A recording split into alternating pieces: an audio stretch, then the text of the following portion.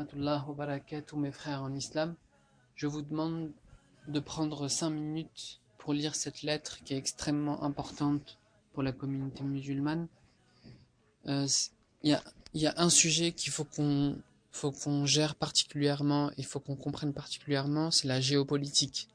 C'est très important de maîtriser ce sujet, car sinon on va arriver à de mauvaises conclusions dans le style de Al-Qaïda, c'est Al-CIA, Oussama Ben Laden, c'est un agent de la CIA, les talibans et tous les groupuscules qui sont en train de faire les révolutions islamistes sont financés par l'Occident.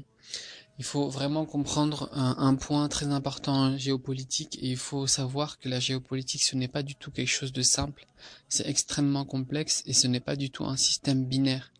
Ça ne fonctionne pas par 0 et par 1, c'est soit noir, soit blanc, c'est beaucoup plus complexe que ça.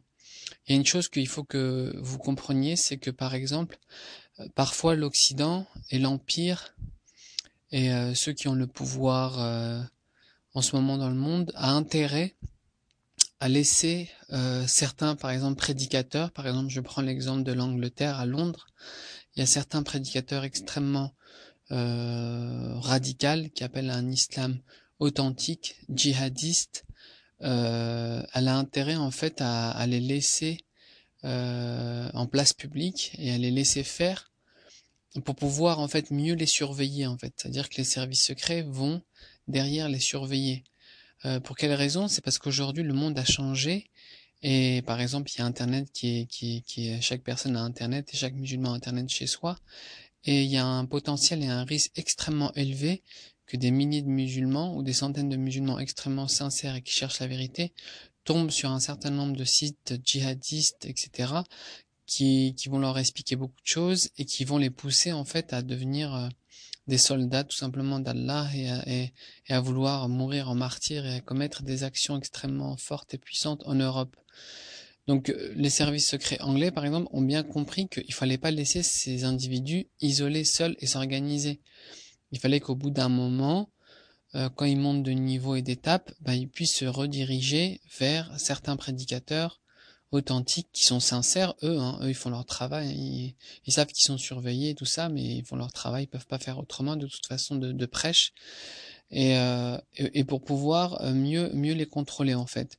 Donc eux, les prédicateurs authentiques et ces groupes-là l'ont bien compris. Donc maintenant, ils essaient de se faire très discret ou de passer par d'autres voies. Mais voilà, sachez que parfois l'Occident, elle a ce besoin en fait de contrôler les choses. Tout comme, par exemple, je vais vous donner l'exemple des attentats et sous faux drapeau, les face flag, je crois qu'on appelle ça comme ça, les attentats sous faux drapeau. En fait, parfois ils sont fomentés par l'Occident, tout simplement parce qu'elle sait que sur le terrain, par exemple au Pakistan, au Yémen, en Afghanistan, en Irak, en Syrie, il y a des bouleversements au niveau de la population qui sont extrêmement dangereux pour le monde, la mondialisation, pour le monde occidental. Il y a des milliers de savants qui commencent à se réveiller, qui commencent à dénoncer la politique de l'Occident, le fait qu'elle installe des dictateurs à la tête de leur pays, le fait qu'ils volent leurs ressources, etc. Et les populations sont très réceptives à ce genre de messages aujourd'hui dans ces régions-là, et deviennent quasiment, chaque jeune devient quasiment un Oussama Ben Laden, par exemple, en puissance. Et l'Occident, avec la France, les États-Unis, etc., demandent aux dictateurs qu'elle a mis en place, comme avant Moubarak, Ben Ali, tout ça, enfin, ceux qu'elle a mis en place, elle leur demande de serrer ce genre de personnes, ou de créer une franchise, c'est-à-dire de créer une espèce de démocratie à l'européenne, de donner du pain, de l'argent, du jeu, du sexe, etc., pour pas que les gens se radicalisent et reviennent à l'islam authentique. Et le problème, c'est qu'elle a en face d'elle des dictateurs euh, qui sont très imbus de leur personne, etc., qui maintenant ont le pouvoir, enfin, qui tiennent le pouvoir avec une main de fer. Ils ont l'armée, et des fois, ces dictateurs-là, ils veulent plus écouter les conseils des États-Unis, des Occidentaux. Donc les Occidentaux, ils n'ont pas le choix de les renverser et d'exploser tout ce qui était en train de se construire du côté des musulmans, des islamistes et tout ça, du prêche, pour créer des guerres civiles, pour créer le chaos. Donc parfois, effectivement, elle va intervenir, elle va essayer de renverser de l'intérieur. Et mais ça marchait avant. Et derrière, une fois qu'elle a renversé, qu'elle a créé des guerres civiles, elle reprenait le contrôle, elle mettait sa démocratie. Ça, c'était avant, ça marchait dans les années 60, 70, 80. Aujourd'hui, les musulmans ont compris, les savants authentiques ont compris, et ont alerté aussi les musulmans de ce qui va se passer après que les États-Unis, après l'intervention des États-Unis, qu'il fallait bien s'y préparer et qu'il fallait résister et qu'il fallait surtout pas les laisser installer une nouvelle démocratie, une nouvelle mascarade. Donc en fait, c'est extrêmement complexe la géopolitique.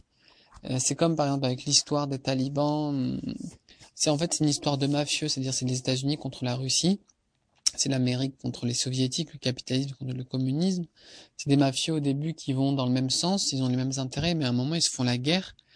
Et donc, par exemple, les États-Unis, pour sortir la Russie, ils peuvent pas les attaquer de front, sinon ça va être la troisième guerre mondiale. Ils peuvent pas les sortir eux-mêmes parce ils sont nuls en fait comme armée sur le terrain, même s'ils sont 300 000 et qu'ils ont les meilleures technologies. Donc ils vont regarder la force en puissance, la force de puissance sur place. Et c'était les talibans, c'était les moudjahidines. Donc bah, ils se sont servis d'eux, entre guillemets, pour sortir les Russes d'Afghanistan. Mais rusés qui sont aujourd'hui les moudjahidines, ils ont très bien compris ça. Ils le savent très bien à l'avance. Donc ils renversent, enfin donc ils sortent, les talibans ont sorti les Russes.